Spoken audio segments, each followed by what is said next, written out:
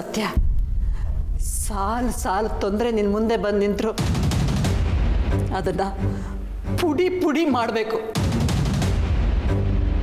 ಸತ್ಯಕ್ಕೆ ಸಾವಿಲ್ಲ ಅನ್ನೋದನ್ನು ನೆನಪಲ್ಲಿಟ್ಕೊಂಡು ಹೆಜ್ಜೆ ಹಾಕಬೇಕು.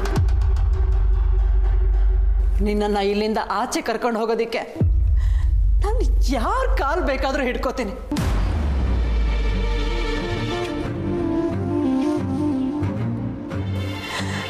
ಆದರೆ ನೀನು ಮಾತ್ರ ಕುಗ್ಬೇಡ.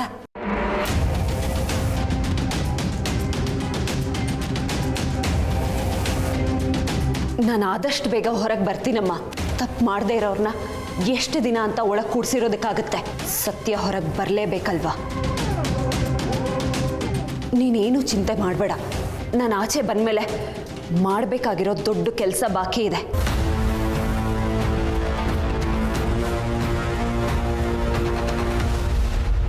ದೊಡ್ಡ ಕೆಲಸನ? ನೀನು ಯಾವ ಕೆಲಸದ ಬಗ್ಗೆ ಹೇಳ್ತಿದೀಯ? ದಿವ್ಯಕ್ಕನ ಮದುವೆ ಅಮ್ಮ.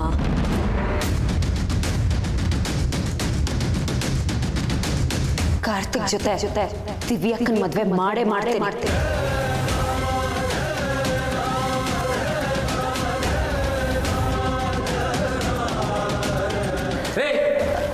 ಏನ್ರಿ ಏನ್ ಮಾಡ್ತಾ ಇದ್ದೀರಾ ನೀವು? ನೀವೇನ್ರಿ ಸುಮ್ಮನೆ ಕುತ್ಕೊಂಡು ನೋಡ್ತಾ ಇದ್ದೀರಾ? ಮನೆಯಿಂದ ಈಗೆಲ್ಲ ತಿಂಡಿ ತಗೊಂಬಂದು ತಿನ್ನಿಸ್ಬಾರ್ದು ಅಂತ ಗೊತ್ತಿಲ್ವಾ ನಿಮ್ಗೆ? ಹೇಳ್ಬೇಕು ತಾನೆ ನೀವು. ಏನ್ರಿ ಪಾಪ? ರೇ ಕೊಡ್ರಿ ಅದನ್ನ. ಸರ್, ನಮ್ಮ ಮಗಳು ಏನೂ ತಿಂದಿಲ್ಲ ಸರ್. ಒಂದು ನಿಮಿಷ ಟೈಮ್ ಕೊಡಿ, ಒಂದು ಸ್ವಲ್ಪ ತಿನ್ನಿಸ್ಬಿಡ್ತೀನಿ. ನಿಮ್ಮ ಮಗಳಿಗೆ ನೀವು ಬುದ್ಧಿ ಚೆನ್ನಾಗಿ ಕಲಿಸಿದ್ರೆ ನಿಮ್ಗೆ ಯಾಕ್ರಿ ಈ ಪರಿಸ್ಥಿತಿ ಬರ್ತಾ ಇತ್ತು? ಕೊಡ್ರಿ ಇಲ್ಲಿ ಅದನ್ನ. ಕೊಡ್ರಿ ಇಲ್ಲಿ.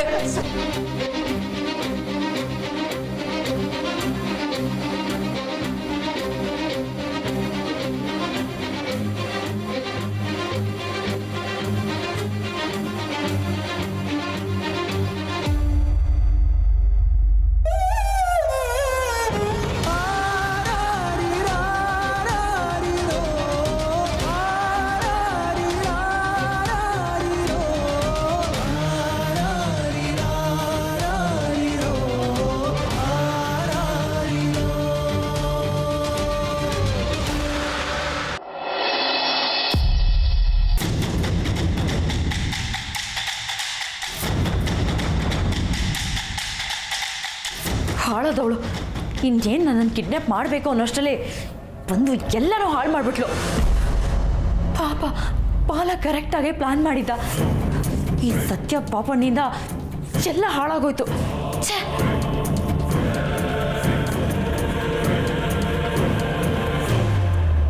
ಅಲ್ಲ ಎಷ್ಟೊತ್ತಾಯ್ತು? ಈ ಬಾಲ ಯಾಕಿನ್ನೂ ಕಾಲ್ ಮಾಡಿಲ್ಲ? ಒಂದು ಮೆಸೇಜ್ ಕೂಡ ಇಲ್ಲ. ಏನಾಗಿರ್ಬೋದು?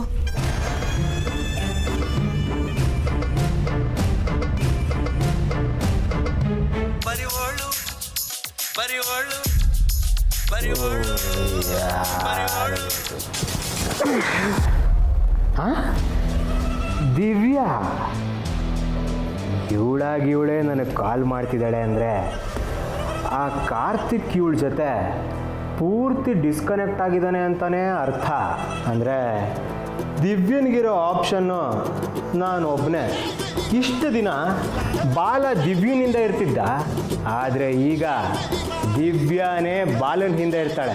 ಇರಲಿ ಇದು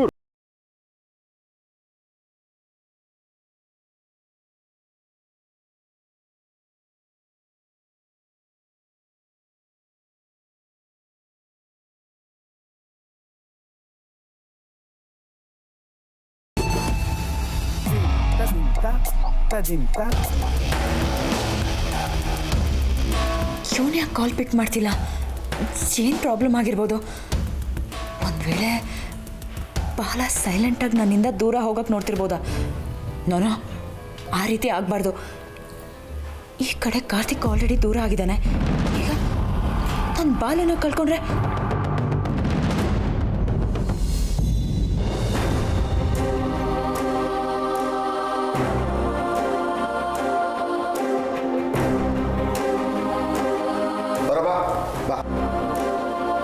ನೋಡ್ಕೊಂಬಂದ ಮಗಳನ್ನ ಸಿಕ್ಕದ್ಲಾ? ಸಿಕ್ಕಿದ್ಲು ಭಾವ. ಏನಂದ್ಲು? ಜೈಲಿಂದ ಹೊರಗಡೆ ಯಾವಾಗ ಬರ್ತಾರಂತೆ? ಜಾನಕಿ, ಆ ಮಾತೆಲ್ಲ ಬಿಡು. ಹೇಗಿದ್ದಾಳೆ ಸತ್ಯ? ಅವಳನ್ನ ಪರಿಸ್ಥಿತಿಲಿ ನೋಡಿ ನಂಗೆ ಅಳೋನೇ ಬಂದ್ಬಿಡ್ತು. ತುಂಬ ಬೇಜಾರಲ್ಲಿದ್ದಾಳೆ. ಅಮ್ಮ, ನಾನು ತಪ್ಪು ಮಾಡಿಲ್ಲ, ನೀನಾದರೂ ನನ್ನ ನಂಬು ಅಂತ ಹೇಳಿದ್ಲು. ನಂಗೆ ಕರುಳೆಲ್ಲ ಹಿಂಡ್ದಂಗೆ ಆಗ್ಬಿಡ್ತು ಅತ್ತೆ.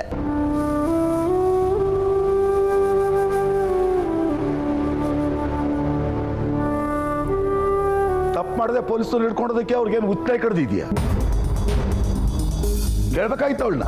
ಅವಳು ತಪ್ಪು ಮಾಡಿಲ್ಲ ಭಾವ. ಅದು ಸರಿ, ನೀವೆಲ್ಲಿ ಬಿಟ್ಕೊಡ್ತೀರಾ? ಅದೆಲ್ಲ ಬಿಡಮ್ಮ. ಯಾವ ಬರ್ತಾಳಂತೆ ಆಚೆ? ಅದಿನ್ನೂ ಗೊತ್ತಿಲ್ಲ ಭಾವ. ಬೇಲಾದ್ರೇ ಆಚೆ ಬರೋದು. ಬೇಲ? ಬೇಲು ಅಮ್ಮ, ಇದು ನಾನ್ ಬೇಲ ಫ್ರೆಂಡ್ಸು. ಕೊಲೆ ಮಾಡೋದು ಅಂದ್ರೆ ತಮಾಷೆನಾ? ಯಾವುದೇ ಕಾರಣಕ್ಕೂ ಸಿಗಲ್ಲ ಬೇಲು. ಇಲ್ಲ ಬಿಡು, ಇಲ್ಲ. ಜಗನ್ನಾಥ, ನಿನ್ ದಮ್ಮಯ್ಯ ಕಣೋ, ಸುಮ್ಮನೆ ಹೆದರಿಸ್ಬೇಡ. ಸತ್ಯ ಯಾವ ತಪ್ಪು ಮಾಡಿಲ್ಲ. ಅವ್ಳು ಖಂಡಿತ ಹೊರಗಡೆ ಬಂದೇ ಬರ್ತಾಳೆ ಕಣೆ. ಅದೇ ಯಾವಾಗ ಆಚೆ ಬರ್ತಾಳ ಅವಳು? ಮದುವೆ ಆದಮೇಲೆ ಮನೆ ಬರ್ಕೊಡ್ತೀನಿ ಅಂತ ಮಾತು ಕೊಟ್ಟಿದ್ಲು. ಈಗ ಅವಳೆ ಒಳಗಡೆ ಹೋಗಿ ಕೂತ್ಕೊಂಡಿದ್ದಾಳೆ. ಇಂಥ ಸಮಯದಲ್ಲೂ ನಿನಗೆ ಮನೇನೆ ಮುಖ್ಯ ಆಯ್ತೇನೋ? ಅವಳು ನಿನ್ನ ತಮ್ಮನ ಮಗಳು ಕಣೋ.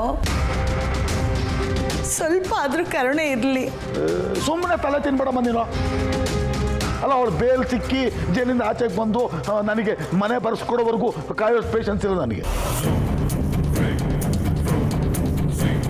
ಹೇಳ್ಬಿಡ ಅವಳಿಗೆ, ಜಾನಕಿ, ನಾನು ಬಾಂಡ್ ಪೇಪರ್ ರೆಡಿ ಮಾಡ್ಕೊಂಡು ಲಾಯರ್ನ ಜೊತೆ ಕರ್ಕೊಂತೀನಿ, ನಿಮ್ಮನ್ನೆಲ್ಲ ಕರ್ಕೊಂಡು ಜೈಲ್ಗೆ ಹೋಗ್ತೀನಿ. ಅವಳೊಂದು ಸಾಕ್ಷಿ ಹಾಕ್ಬಿಡ್ಲಿ, ಅವ್ರ ಜೊತೆ ನೀವು ಬರ್ಕೊಟ್ಬಿಡಿ, ಸೈನ್ ಹಾಕ್ಬಿಡಿ. ನಿಮಗೆ ಸ್ವಲ್ಪನೂ ಮನುಷ್ಯತ್ವನೇ ಇಲ್ವಾ ಭಾವ?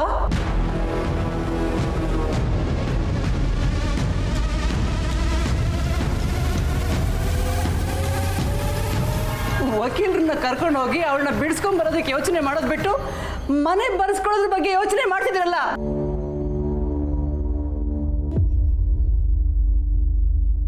ಇದಕ್ಕೆ ಏನು ಹೇಳಬೇಕು ಅಂತಾನೆ ಗೊತ್ತಾಗ್ತಿಲ್ಲ. ಆಸೆ ಇರಬೇಕು ಕಣ, ಆದರೆ ಇಂಥ ದುರಾಸೆ ಇರಬಾರ್ದು. ಇದೊಳ್ಳೆ ಕಥೆ ಆಯ್ತಲ್ಲಮ್ಮ. ಅಲ್ಲ, ಯಾರು ನಾವು ಹೊಡೆದು ಬಿಡು, ಜೈಲ್ಗೆ ಹೋಗಿ ಕೂತ್ಕೋ, ನಾನು ಬಿಡಿಸ್ಕೊಂಬತ್ತೀನಿ ಅಂತ ಇನ್ನು ಅವಳಿಗೆ ಮಾತು ಕೊಟ್ಟಿದ್ನ. ನೋಡೋ, ಅವಳು ಮಾಡಿದ ಕರ್ಮ ಅವಳು ಅನುಭವಿಸ್ತಾಳೆ. ಇಂಥವಕ್ಕೆಲ್ಲ ನಾನು ತಲೆ ಕೊಡೋಕ್ಕಾಗಲ್ಲ. ಹಾಗಿದ್ರೆ ಅವಳು ಮದುವೆ ಆದ್ಮೇಲೆ ತಾನೇ ಮನೆ ಬರ್ಕೊಡ್ತೀನಿ ಅಂತ ಹೇಳಿದ್ದು. ಯಾಕೆ ಅವಸರ ಮಾಡ್ತಿದ್ದೀರಾ? ಮದುವೆ ಆಗೋವರೆಗೂ ನೀವು ಕಾಯಿರಿ. ಮದುವೆ? ಯಾಕೆ ಮದುವೆನಮ್ಮ? ರಾಯರು ನಿಮ್ಮ ನೆರಳು ಕೂಡ ಹತ್ರಕ್ಕೆ ಬಿಟ್ಕೊಳೋದಿಲ್ಲ.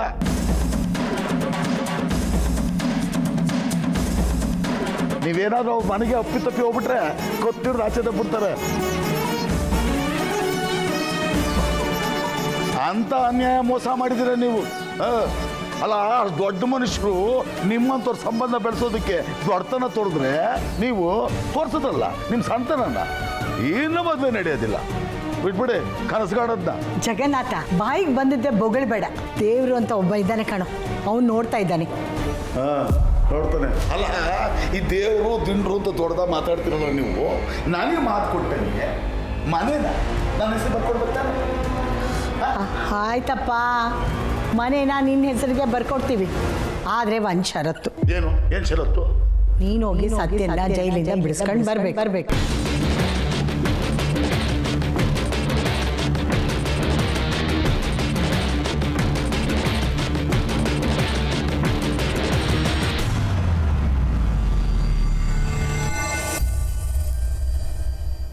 ಅಲ್ವಾ ಮಂಜ, ಎಲ್ಲರೂ ಸತ್ಯನೇ ತಪ್ಪು ಮಾಡ್ದಾಳೆ ಅಂತ ಇದ್ದಾರೆ. ಆದರೆ ನನಗೆ ಯಾಕೋ ಸತ್ಯ ತಪ್ಪು ಮಾಡ್ದಾಳೆ ಅಂತ ಅನ್ನಿಸ್ತಾನೆ ಇಲ್ಲ. ಚಾನ್ಸೇ ಇಲ್ಲ ಚಿಕ್ಕಿ. ಸತ್ಯ ಏನು ಅಂತ ನನಗೂ ಚೆನ್ನಾಗಿ ಗೊತ್ತಿದೆ. ಅವಳು ಮಾತು ಹೊರಟಿರ್ಬೋದು, ಆದರೆ ಅವಳು ತಪ್ಪು ಮಾಡಿರೋಕ್ಕೆ ಚಾನ್ಸೇ ಇಲ್ಲ. ಇಲ್ಲಿ ಏನೋ ಎಡವಟ್ಟು ಆಗಿದೆ ಚಿಕ್ಕಿ. ಆದರೆ ಯಾರು ಇದನ್ನು ನಂಬ್ತಾನೆ ಇಲ್ವಲ್ಲೋ.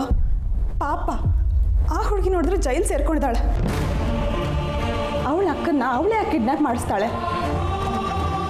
ಅಲ್ಲ, ಆ ರೀತಿ ಅವಳು ಮಾಡಬೇಕು ಅಂತ ಅಂದ್ಕೊಂಡಿದ್ರು ಮದುವೆಗೆ ಮುಂಚೆನೇ ಮಾಡಿಸ್ತಾ ಇದ್ಲು ತಾನೆ. ಆ ಆ್ಯಂಗಲಲ್ಲಿ ಯಾರು ಯೋಚನೆ ಮಾಡ್ತಿಲ್ವಲ್ಲ.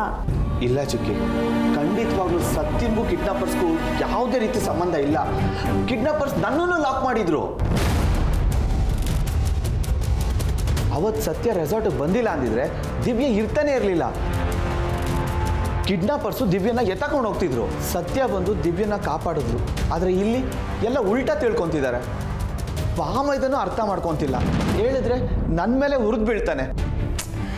ಪಾಪ ಭಾವಂಗೆ ಹೀಗೆಲ್ಲ ಆಯ್ತಲ್ಲ, ಅದಕ್ಕೆ ಈ ರೀತಿ ಮಾತಾಡ್ತಿದ್ದಾನೆ. ಅವನಿಗೆ ನ್ಯೂಟ್ರಲಾಗಿ ಥಿಂಕ್ ಮಾಡೋದಕ್ಕೆ ಆಗ್ತಿಲ್ಲ. ಆದರೂ ಸತ್ಯನಿಗೆ ಇವಾಗ ಬಾಮೈದನ ಹೆಲ್ಪ್ ಬೇಕಲ್ವಾ? ಅದನ್ನೆಲ್ಲ ಯಾಕೆ ಅವನು ಅರ್ಥ ಮಾಡ್ಕೊತಿಲ್ಲ? ಅರ್ಥ ಆಗುತ್ತೆ. ಆಗಲಿಲ್ಲ ಅಂದರೆ ನಾವು ಅವನ ಹತ್ರ ಮಾತಾಡಿ ಅರ್ಥ ಮಾಡಿಸೋಣ. ಸತ್ಯಂಗೆ ಸಹಾಯ ಮಾಡೋ ರೀತಿ ಮಾಡೋಣ. ಇಂಪಾರ್ಟೆಂಟ್ ಆಗಿ ಬೇಲ್ ಸಿಗೋ ಥರ ಮಾಡೋಣ ಚಿಕ್ಕಿ. ಚಾನ್ಸೇ ಇಲ್ಲ.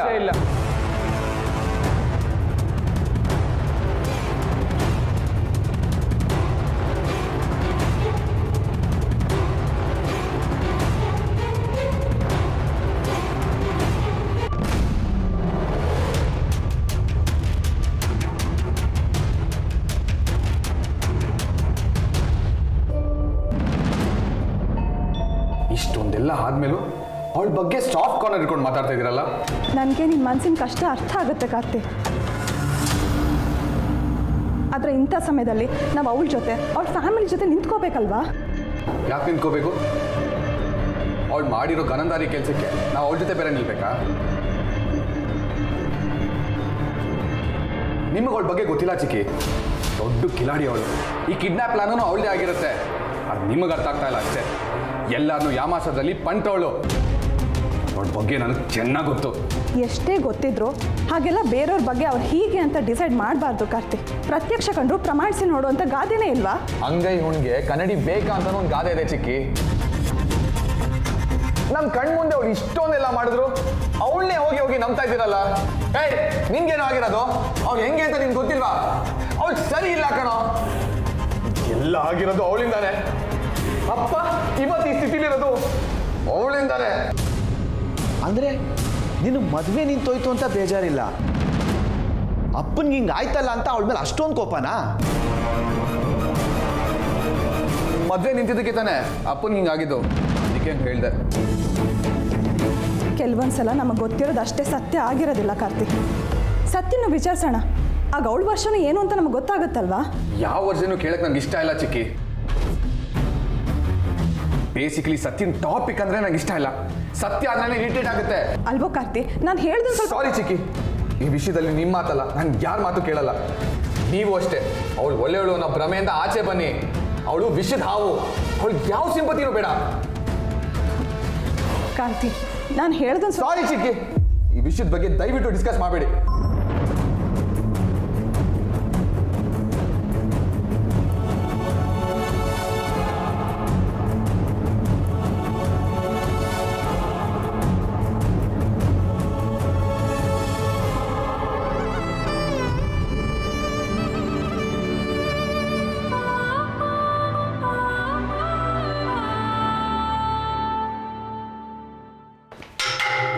ಸತ್ಯ, ನಿನ್ನ ನೋಡೋದಕ್ಕೆ ಯಾರೋ ಬಂದಿದ್ದಾರೆ. ದಿನದಿಂದ ದಿನಕ್ಕೆ ನಿನ್ನ ನೋಡೋರ್ ಲಿಸ್ಟು ಬಹಳ ಜಾಸ್ತಿ ಆಗ್ತಾ ಇದೆ. ಪರವಾಗಿಲ್ಲ, ಸುಮಾರು ಜನ ಅಭಿಮಾನಿಗಳನ್ನ ಸಂಪಾದನೆ ಮಾಡಿದ್ಯಾ. ಸರ್, ಸಾಹೇಬ್ರು ಬಂದರೆ ನನ್ನ ಬೈತಾರೆ. ಬೇಗ ಮಾತಾಡ್ಕೊಂಡು ಬಂದ್ಬಿಡಿ ಸರ್.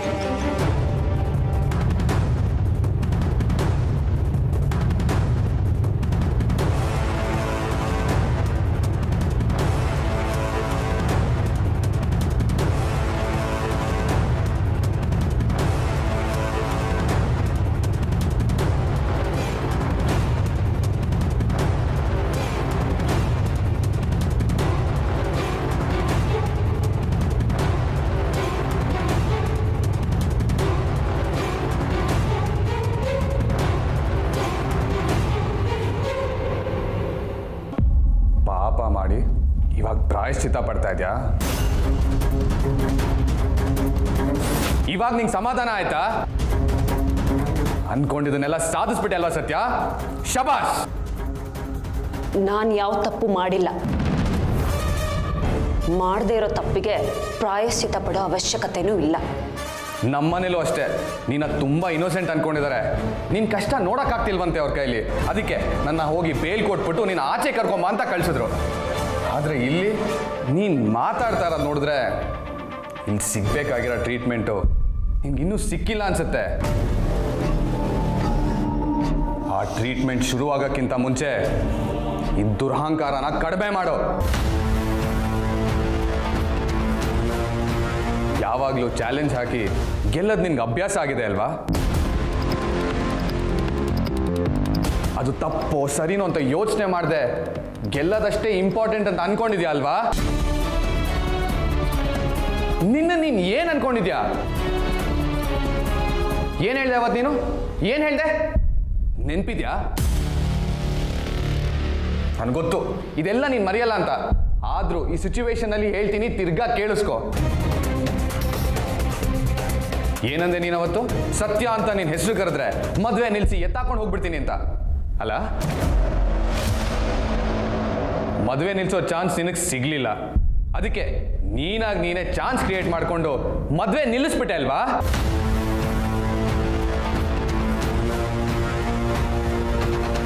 ಒಂದು ವಿಷಯ ಅರ್ಥ ಮಾಡ್ಕೋ ಸತ್ಯ, ಲೈಫಲ್ಲಿ ನನ್ನ ಪ್ರೀತಿ ನಿನ್ಗೆ ಯಾವತ್ತೂ ಸಿಗಲ್ಲ.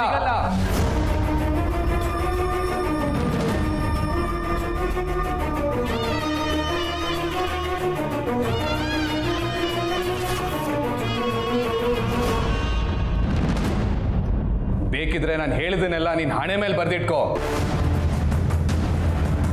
ಕನ್ನಡಿಲಿ ನಿನ್ ಮುಖ ನೋಡಿದಾಗೆಲ್ಲ ನಿನಗೆ ನೆನಪಾಗ್ತಾ ಇರ್ಲಿ.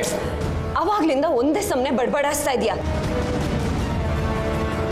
ಒಂದ್ ನಿಮಿಷ ನಾನು ಹೇಳೋದನ್ನು ಕೇಳು ಅಮೂಲ್ ಬೇಬಿ.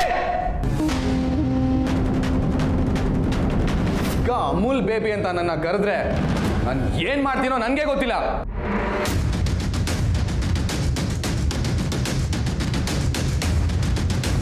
ಇಷ್ಟು ದಿನ ಹೇಗೋ ಏನೋ ನಾಟಕ ಮಾಡ್ಕೊಂಡ್ ಬಂದ್ಬಿಟ್ಟಿದ್ಯಾ.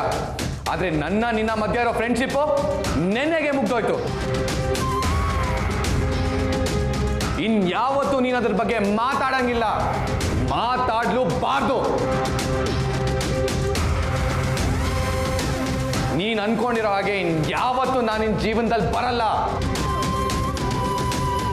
ಆ ದೇವ್ರೆ ಪ್ರತ್ಯಕ್ಷ ಆಗಿ ನಿನ್ ಸ್ನೇಹನ ಮಾಡು ಅಂತ ಹೇಳಿದ್ರು ನಾನ್ ಮಾಡಲ್ಲ.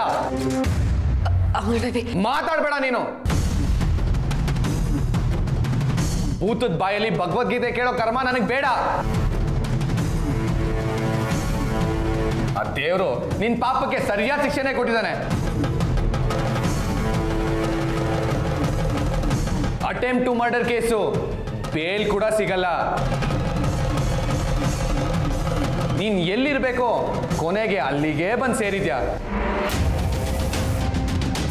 ನಮ್ಮ ಅಪ್ಪನ್ನ ಹಾಸಿಗೆ ಹಿಡಿಯುವಾಗ ಮಾಡಿ ಎಲ್ಲಿ ನೀನು ಆರಾಮಾಗಿದ್ಯೋ ಅನ್ನೋ ಟೆನ್ಷನ್ ಇತ್ತು. ಆದರೆ ನಿನ್ನ ಈ ಥರ ನೋಡಿ ಸಮಾಧಾನ ಆಯ್ತು. ಆದರೆ ಒಂದು ವಿಷಯ ನೆನ್ಪಿಟ್ಕೋ, ನಮ್ಮ ಅಪ್ಪನ ಕಂಡೀಷನ್ನು ತುಂಬ ಕ್ರಿಟಿಕಲ್ ಆಗಿದೆ. ಅವ್ರಿಗೆ ಏನಾದ್ರೂ ಹೆಚ್ಚು ಕಡಿಮೆ ಆಯ್ತು ಅನ್ಕೋ, ನಿನ್ ಪರಿಸ್ಥಿತಿ ಈಗಿರೋದಕ್ಕಿಂತ ತುಂಬಾ ಕೆಟ್ಟಾಗಿರುತ್ತೆ.